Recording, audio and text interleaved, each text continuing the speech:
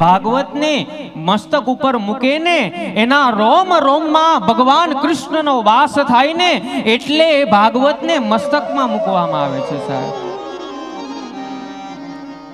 આ ભાગવત કોઈ પુસ્તક નથી, આ ભાગવત ચોપડો નથી, આ ભાગવતનું વાંગમય સ્વરૂપ છે. ભગવાન સ્વયં છે એટલે સમજવાનું જેને ભાગવત મળ્યું છે ને એને સ્વયં કૃષ્ણ મળી ગયું છે. આ ભાગવતમાં એટલી તાકાત છે સર. પ્રાચીના પીપળામાં ભગવાન કૃષ્ણ પગ ઉપર પગ ચડાવીને બેઠા હતા અને પારધીએ જ્યાં બાણ માર્યું ને એ અંગુષ્ઠમાં બાણ વાગ્યું ને રુધિર વહેતું હતું.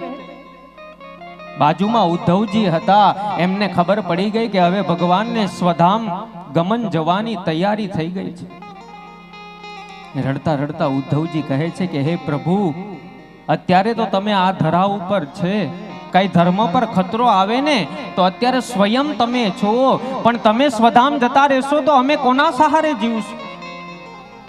ત્યારે કૃષ્ણએ કીધું તું ઉદ્ધવજી ચિંતા ન કરો, મારું સંપૂર્ણ તેજ છે ને એ ભાગવતમાં પ્રદાન કરું છું.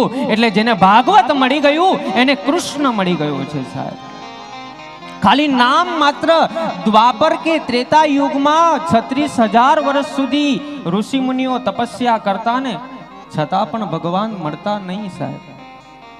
અને કલિયુગમાં તો છૂટછાટ છે, નામ માત્રથી ભગવાન મળી જાય. એ પણ આજે કેવો દિવસ પવિત્ર, રામ નવમી સાહેબ. આપણે દિવાળી જેવો દિવસ છે. એટલે જે નામ માત્રથી કલિયુગમાં ભગવાન મળી જાય, જેને નામ મળી ગયું છે ને એને સમજવાનું ભગવાન રામ મળી ગયું છે. હા, કલિયુગમાં બહુ છૂટછાટ છે સાહેબ. એટલે રામાયણ કહે છે હા, કલયુગ કેવલ નામ આધારા, કલયુગ કેવલ નામ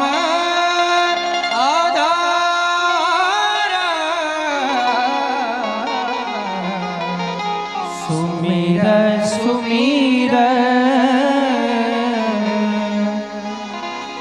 ઉતરે ભવ પારા. કલયુગ કેવલ નામ આધાર, ખાલી નામ માત્ર છે. ઉતરે